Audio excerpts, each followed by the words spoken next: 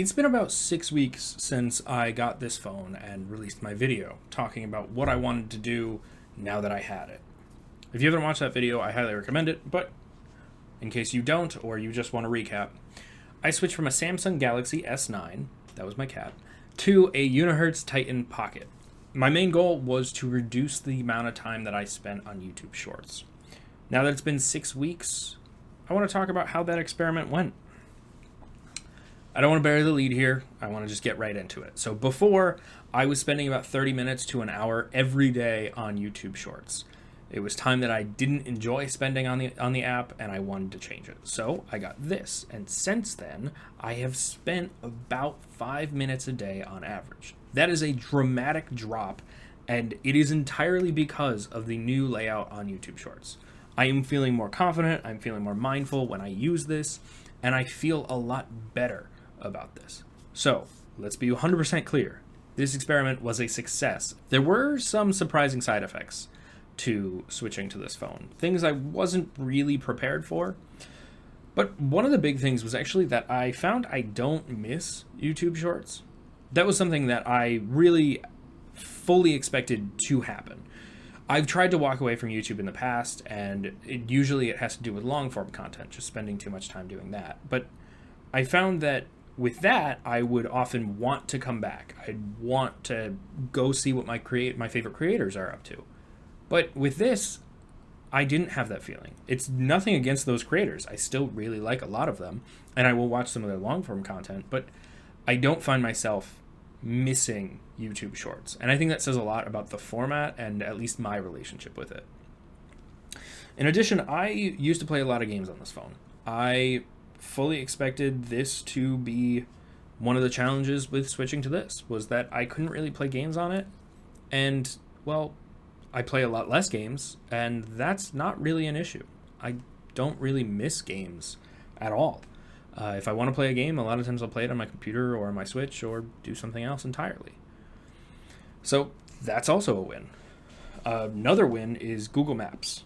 One of the challenges that I had when searching for what kind of phone I wanted to switch to was I wanted a phone that was smart enough to have the features that I wanted, but dumb enough to cause issues with the ones I didn't, like YouTube Shorts. This has Google Maps.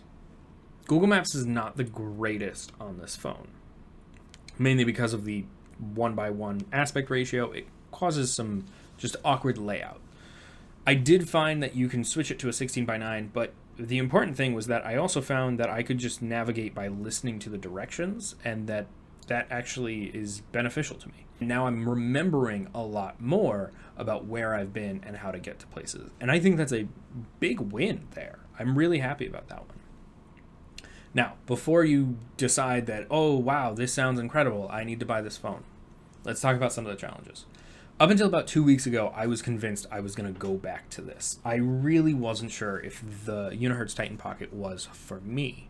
However, I found that this phone requires a lot of setup. It requires a lot of figuring out exactly how you want it, and one of the big reasons is, well, the settings are not explained well. There are a bunch of features in this phone to try and make it a lot easier to use, and they are really poorly explained. The only reason I knew a lot of them existed was because I had looked at reviews previously.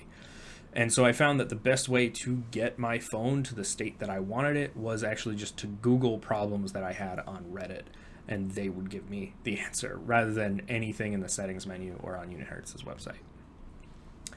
Another thing that I found is that a physical keyboard is not as good as I remembered it, and it's not as good as a touchscreen.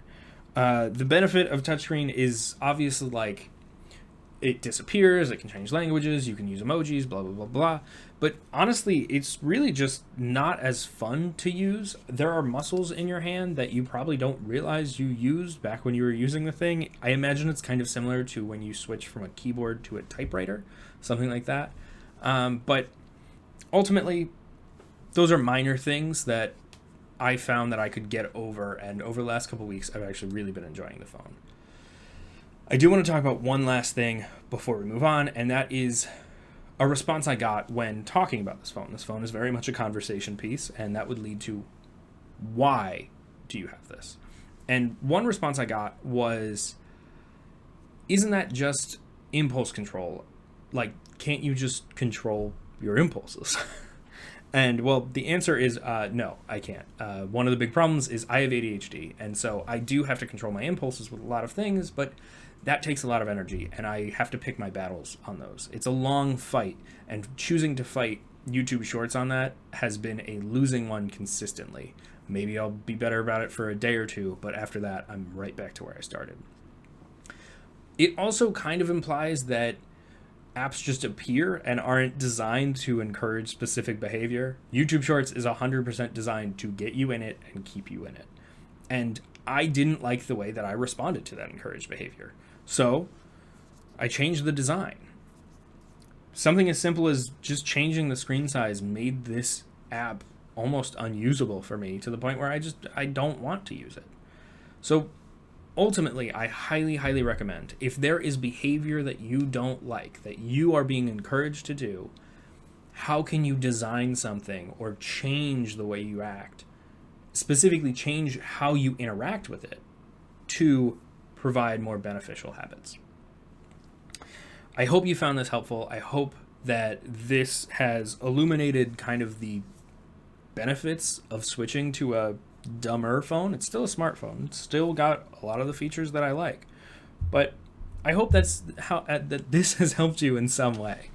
I've been doing this this is like my 5th take, so I'm just gonna call it. But if you are interested in videos like this, please subscribe to either my YouTube channel or my newsletter. My newsletter has exclusive articles and sometimes early access to article versions of this content, because I have to write it out beforehand.